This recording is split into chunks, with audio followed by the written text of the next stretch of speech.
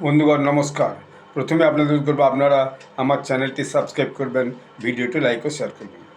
আজকে ঝাড়খণ্ডের যে এখন একটা খুব গুরুত্বপূর্ণ রাজনীতির অঙ্ক চলছে, সেই অঙ্কের যে সেই স্টোরিটাই আপনাদের কাছে আমি আলোচনা করব। সেই স্টোরিটা হচ্ছে ঝাড়খণ্ডে আগামী 18 তারিখ নির্বাচন আছে, রাজ্যসভার নির্বাচন। রাজ্যসভার দুটো সিট সেখানে খালি হয়েছে। একটা প্রয়াত শিবু সোরেনজির সিট এবং আরেকজন তিনি তার 2026 সালে এই কদিন আগেই তার রাজ্যসভার সিট হচ্ছে যে টেনিওর সময়কাল সেটা খালি হয়েছে। আমার নামটা আমার এই মুহূর্তে মনে পড়ছে না, যে খালি হয়েছে। এখন এই যে দুটো সিটে যে রাজ্যসভায় যে ভোট হবে সেটা নিয়ে এখন ঝাড়খণ্ডের রাজনীতি এবং বলা যায় দিল্লি রাজনীতিও এই ভোটটাকে নিয়ে খুবই সরগরম হয়ে আছে। যদি বলেন কেন সরগরম হয়ে আছে সেটা আমি আপনাদেরকে বলছি।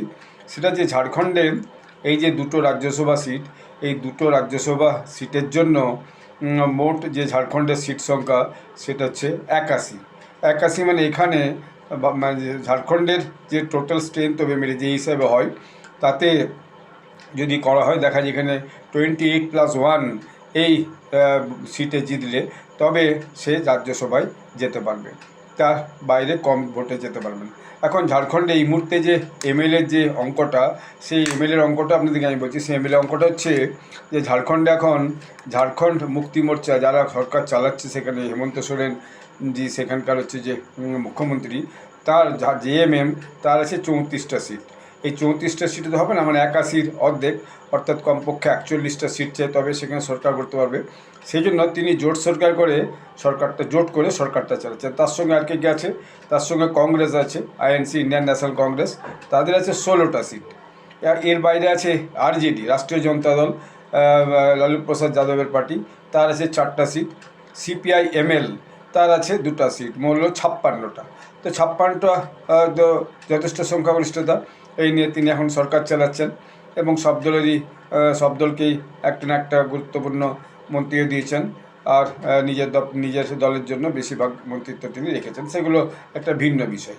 দেখ, এখন এই যে 56টা সিট, এই 56টা সিটে কিন্তু দেখা যাচ্ছে যে দুটো প্রার্থীকে তিনি জয়ী করে আনতে পারবেন না। এখন এখানে দুটো প্রার্থীকে জয়ী করে আনতে হলে অন্য কোনো দলের এমএলএদের সমর্থন চাই। আর অন্যদিকে যেটা এনডিএ জোটের যে স্ট্রেংথটা সেটাও আমি আপনাদেরকে বলছি। সেটা হচ্ছে বিজেপি আছে 21, এক আছে যে আকজু, মানে যেটা সুদেশ মাহাতোর দল, অল ঝাড়খণ্ড স্টুডেন্টস ইউনিয়ন। আর তারপরে আছে জেডিইউ আছে এক, যেটা নীতিশ কুমারের দল। তারপর আছে এলজেপি, রামবিলাস আছে এক, যার এখন নেতৃত্ব দিচ্ছে চিরাগ পাসওয়ান। এই মিলে হচ্ছে 24। আর একটা আদার্স আছে, তো সেটা যদি মানে এনডিএর দিকে যায়, বিজেপির দিকে যায়, তাহলে হবে 25। তাতেও কিন্তু এদের কোনো যে অতিরিক্ত সিট হচ্ছে, যে যাতে করে তারা তাদের প্রার্থীকে জয়লাভ করে আনতে পারবে, সেটা পারবে না। সেই জন্য বিজেপি এখানে কিন্তু প্রার্থী দেয়নি। কিন্তু বিজেপি প্রার্থী না দিলেও বিজেপি সমর্থিত একজন নির্দল সেখানে দাঁড়িয়েছে। এই যে বিজেপি সমর্থিত নির্দল দাঁড়িয়েছে, তার নাম পরিমল নাথানি। এই পরিমল নাথানি একজন খুব ভেটারেন লোক। তিনি একজন গুজরাটের বাসিন্দা এবং তিনি একজন ইন্ডাস্ট্রিয়ালিস্ট, বড় ব্যবসাদার। এখন তিনি ভোটে দাঁড়িয়ে যাওয়ার পরে এই ঝাড়খণ্ডে যে দুটো সিটে জয় নিশ্চিত করা, সেইটা ঝাড়খণ্ড মুক্তি মোর্চা এবং কংগ্রেসের কাছে একটু অনিশ্চিত হয়ে গেছে। কারণ দেখা যাচ্ছে কি, সেখানে 3জন প্রার্থী হয়েছে দুটো সিটে। একটা হচ্ছে বৈদ্যনাথ রাম, তিনি দাঁড়িয়েছেন জেএমএম থেকে, তার জয়টা নিশ্চিত। কারণ সেখানে তো যেহেতু 34টা সিট অলরেডি আছেই জেএমএমের, 34টার মধ্যে 28, 29, 30টা পাওয়া কোনো বিষয় নয়। অবশ্যই সেটা তিনি জিতে যাবেন, বৈদ্যনাথ রাম জিতে যাবেন। এরপরে আছে আইএনসি, কংগ্রেস থেকে একজনকে প্রার্থী দেওয়া আছে, সেটা হচ্ছে প্রণব ঝাকে। এইটা নিয়ে প্রথমে হেমন্ত সোরেন একটু আপত্তি তুলেছিলেন, অসন্তুষ্টি ছিলেন, তার সঙ্গে আলোচনা না করেই কংগ্রেস দ্বিতীয় সিটের জন্য প্রার্থী দিয়েছিল। পরে বোধহয় নিজেদের মধ্যে একটা বোঝাপড়া হয়েছে, সেই জন্য তিনি এখন সেটা মোটামুটি মেনেই নিয়েছেন বলা যায়, বা যে ইন্ডিয়া অ্যালায়েন্স স্তরে একটা কোনো আলোচনা হয়েছে, যদিও তিনি দিল্লির মিটিংয়ে যাননি, নিশ্চয়ই কোথাও একটা সমঝোতা হয়েছে, তার জন্যে এখন প্রণব ঝা সেই সিটে লড়াইটা করছেন। এখন যদি দুজনেই লড়তেন এবং সব মিলিয়ে তাদের যে মোট 56টা আসন আছে, তার সঙ্গে একটা যে ইন্ডিপেন্ডেন্ট আছে, তার মানে 57টা, এবং আরও একটা দুটো কোনো না কোনোভাবে বিজেপি বা আরজু বা জেডিইউ বা এলজেপি যেগুলো একটা একটা করে আছে তার থেকে ভাঙিয়ে আনতে পারতেন। রাজ্যসভা ভোটে তো অনেক সময় এই ভোট ভাঙানোর খেলা হয়, তো যদি ভোট ভাঙানোর খেলায় খেলে আনতে পারতেন তাহলে অবশ্যই দুটো সিটি কিন্তু জিতে যেতেন।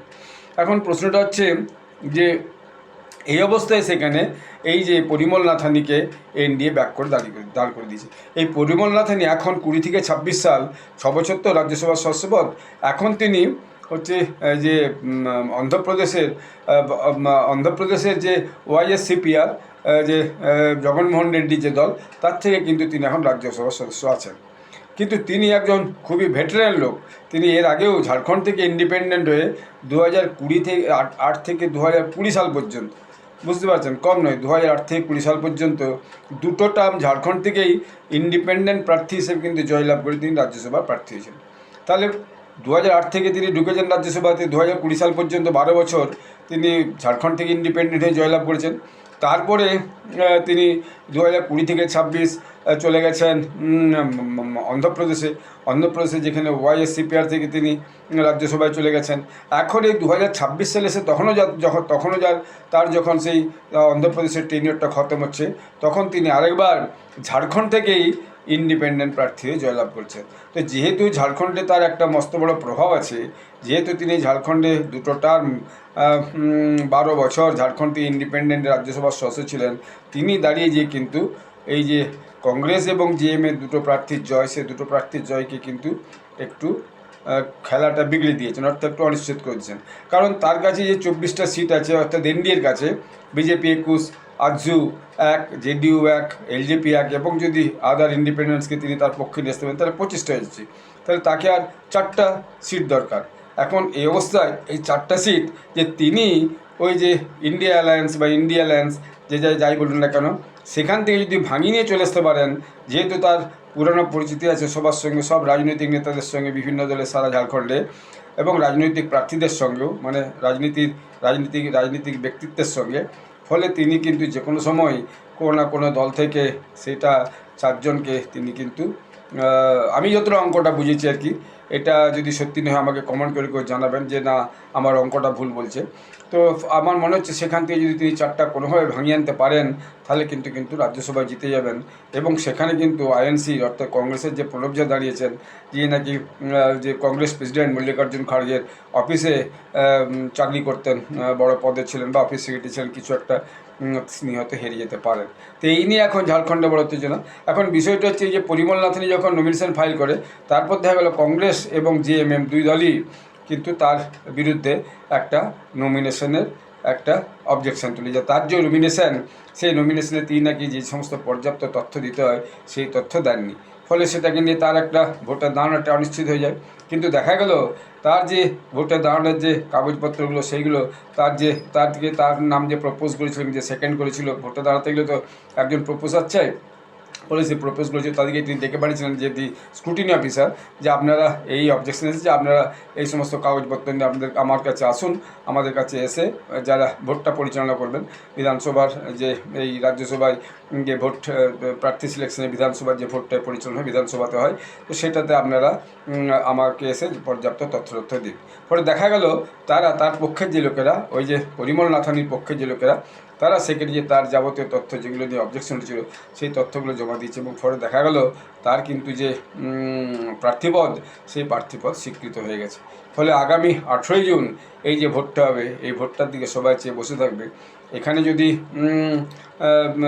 আইএনসি ক্যান্ডিডেট হেরে যায় তাহলে পরে কিন্তু তাদের একটা ভয়ানক এটা সেটব্যাক হবে।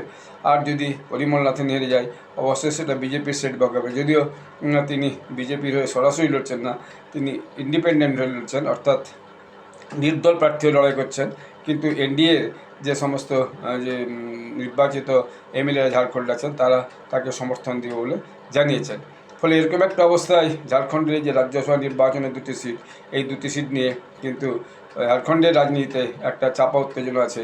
আগামী 18 তারিখে ভোট হলে তারপর যখন রেজাল্ট বেরোবে, 18ই জুন ভোট হলে তারপর যখন রেজাল্ট বেরোবে, তখন আসল ব্যাপারটা বোঝা যাবে কোন দিকে খেলা হলো, কোন দিকে খেলা ঘুরলো।